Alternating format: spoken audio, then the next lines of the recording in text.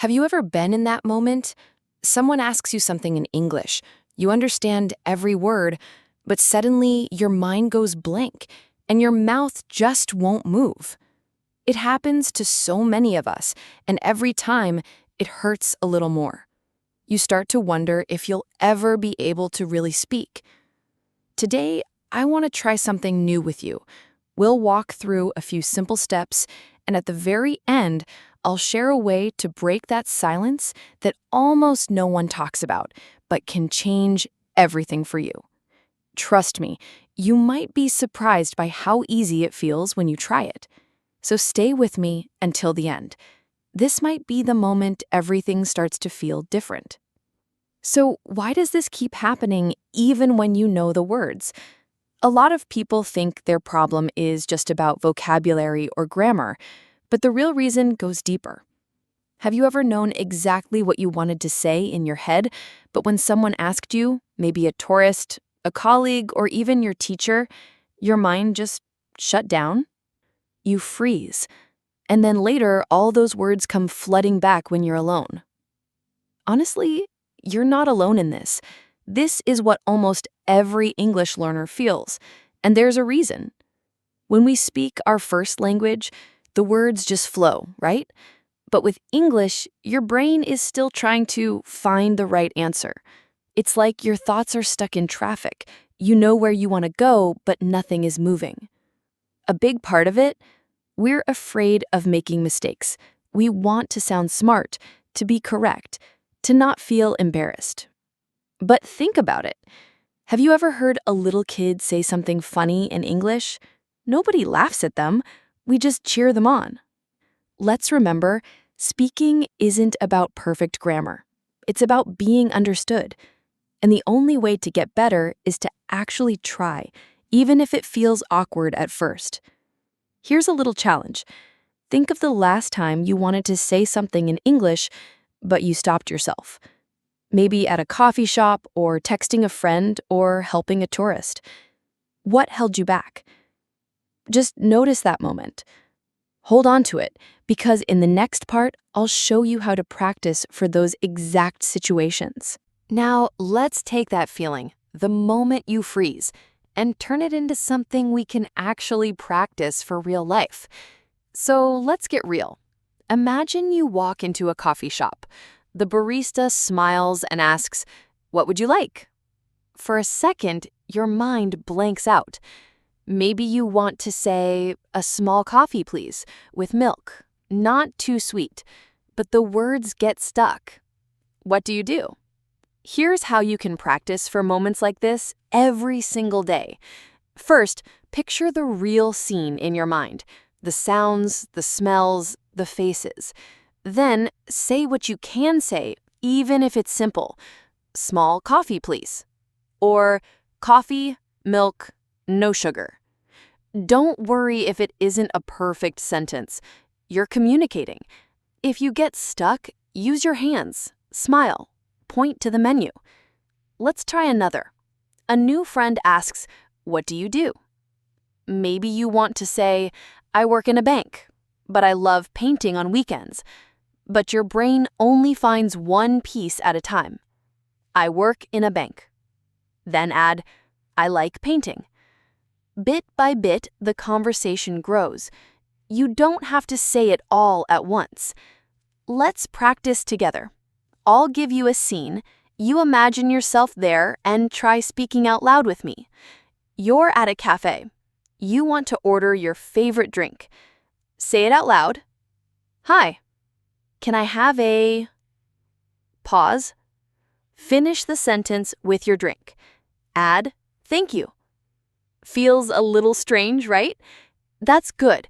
Every time you try this, you're making your English brain faster and braver. And if you ever get stuck, remember, even native speakers point at the menu sometimes. Here's a mini task for you. Pick one daily situation you might face this week: ordering food, greeting a new person, asking for help. Practice saying 2 to 3 sentences you might actually use. Keep it simple, but make it real. Okay, you've tried these little scenes. But English isn't just about answering questions, right? Sometimes you want to share something about yourself, a small story from your own life. Let's be honest. A lot of people freeze up when someone says, "Tell me about yourself," or "How was your weekend?" But you don't need to tell a big story. You can make it small, like building with Lego blocks, one piece at a time. Let's try together. Think about yesterday. What did you do after work or school? Pick one small thing, like "I cooked dinner," or "I watched a funny video." Now, let's add a feeling. "I cooked dinner. It was easy." Or "I watched a funny video. It made me laugh." See what we did there? You're just connecting two little ideas. That's it. You don't need fancy grammar or long sentences. Let's go step by step. Start with "Yesterday I," add what you did, "went shopping." Add a feeling or detail, "It was busy." Maybe add why, "I needed fruit." You can mix it up. Yesterday I went shopping. It was busy. I needed fruit. Simple, right? Let's practice together. I'll say a sentence, you repeat after me. Yesterday I watched a movie. It was interesting. Yesterday I walked in the park. The weather was hot. Yesterday I called my friend. We talked for a long time. You can use this every day. Just pick one little story from your day, even if it's boring or simple.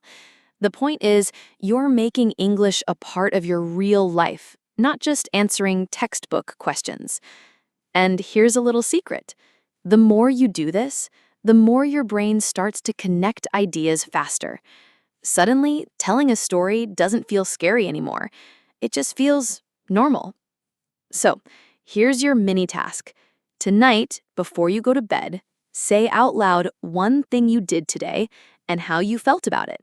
Doesn't matter if it's small. Today, I made noodles. They were delicious. Today, I felt tired, but I finished my work. You're building your own English block by block. In the next part, we'll go even further. We'll practice asking questions, giving reactions, and making real conversations so you can keep any talk going, not just answer. Stick with me, you're doing great. You see, even a small story is already real English. But conversation is a two-way street. So let's see how you can keep a chat going, naturally, back and forth. You ask, they answer. They ask, you answer. It's like tossing a ball to each other. Let's try something together. Imagine you meet someone new. They ask, "How was your day?" You answer, "It was good. I made coffee at home." But don't stop there. You can ask right back, "And you, how was your day?" See? That's how a real conversation grows. Let's practice some conversation building blocks you can use anytime. Asking simple questions. How are you? What do you do? Do you like music? Where are you from? Reacting to their answers. If someone says, "I'm tired," you can say, "Oh, really?" Or, "I know that feeling." Or even just, "Me too." Adding your own idea. If they say, "I love coffee," you could say, "Me too. I drink coffee every morning." Or, "I prefer tea, but coffee smells great."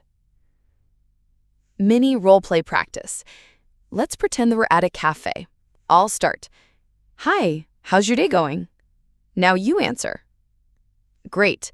Now ask me a question back.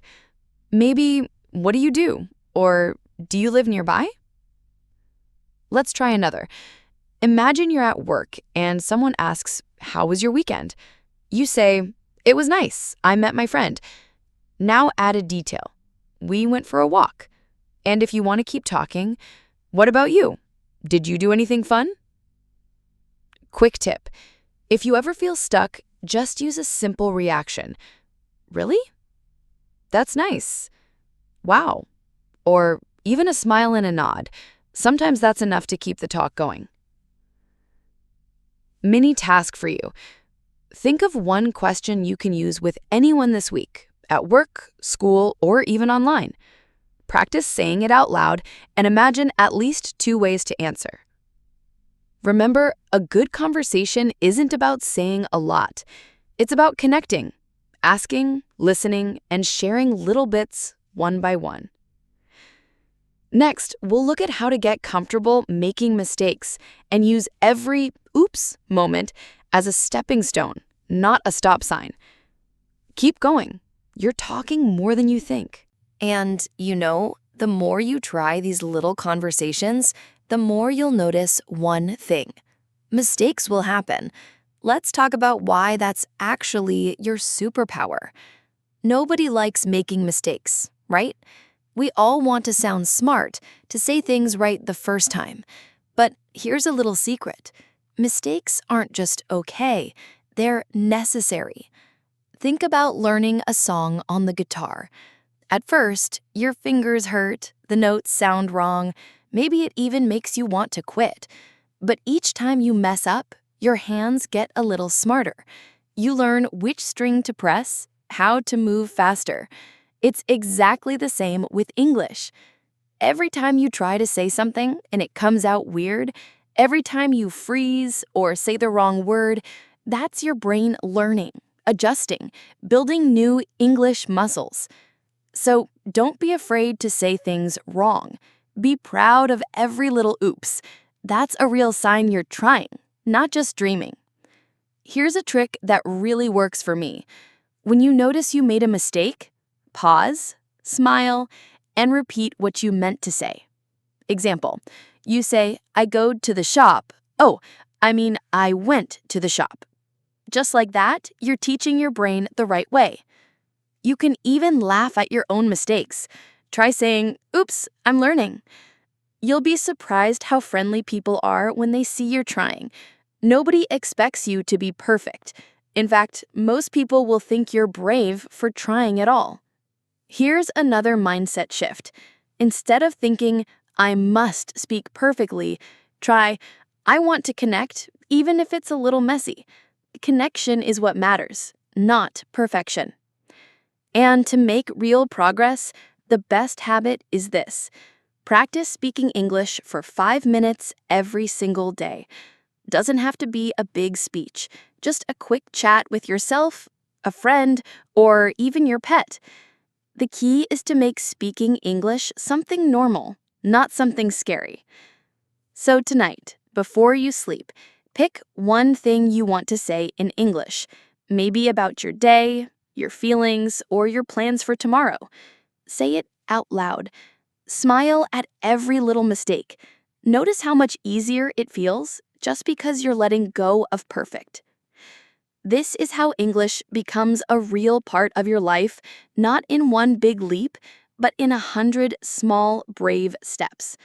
And now, for the last part, I promised you a gentle shift, the one thing that helps all of this stick for good. Let's finish strong together. So, you're already doing more than you think. But there's one last thing that makes all this stick, the gentle shift most learners miss. Let's finish strong together. You've tried everything with me today. You faced your fears, you practiced real-life situations, you told a little story, you learned how to ask and react, and you gave yourself permission to make mistakes. But here's something most people miss, and it's the gentle shift I promised. You see, learning English isn't just about adding more words or getting every sentence right.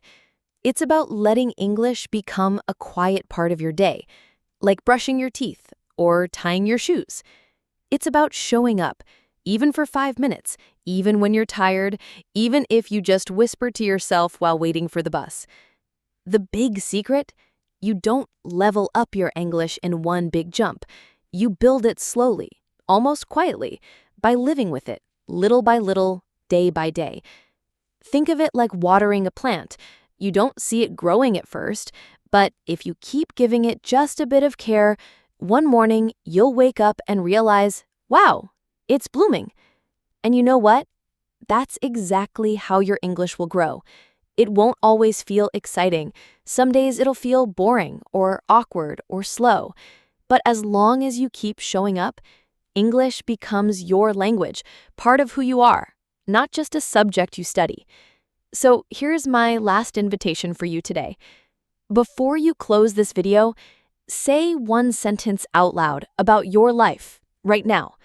Doesn't matter if it's perfect, doesn't matter if it's simple, just speak. And notice how that tiny step already feels different. If you keep doing this, one day, one word, one story at a time, I promise you'll look back and realize, I can speak. I can really do this. You don't need permission. You don't need a special talent. You just need to show up for yourself again and again. I hope you'll come back and keep practicing with me. If you want, share in the comments. What's one thing you said in English today that made you proud? Let's cheer each other on. If you keep showing up, English will become your own, little by little. And if this helped you even a tiny bit, I'd love to have you join me again next time. Thank you so much for listening all the way to the end. Your support means a lot. Every like and subscribe truly helps this small channel grow and brings these videos to more learners who need them. So if you found this helpful, please hit like or subscribe. It really makes a difference. And I'd love to hear from you. What's one little English win you had today? Leave it below. I read every comment. Thank you again for being here. See you next time.